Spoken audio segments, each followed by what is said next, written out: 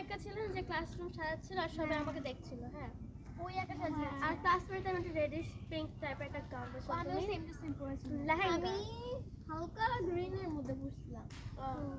আমাদের সাথে পিঙ্কের মধ্যে গোল্ডেন গোল্ডেন। এই মুনতা বেবি, তোমরা কি নিয়ে গল্প করছো?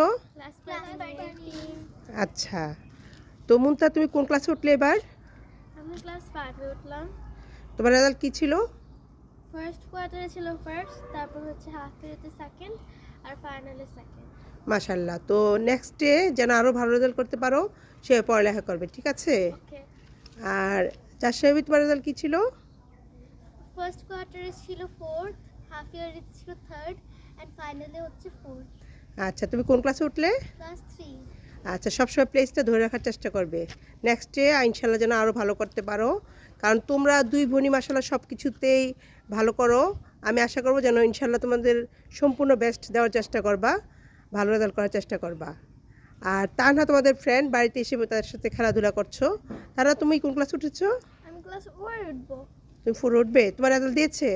না এখনো দেইনি, ঢাকায় গেলে দিবে। আচ্ছা ঠিক আছে, তাহলে ইনশাল্লাহ তুমিও ভালো।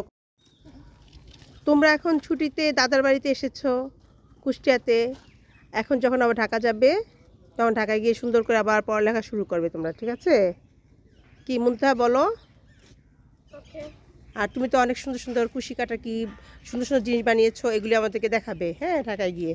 আর মুনতাহা জাসরা দুজনেই সুন্দর করে পড়ালেখা করো। ঢাকায় গিয়ে তোমরা স্কুলে যাবে, খেলাধুলা হবে স্কুলে, আবার তারপর পড়াশোনা শুরু হবে।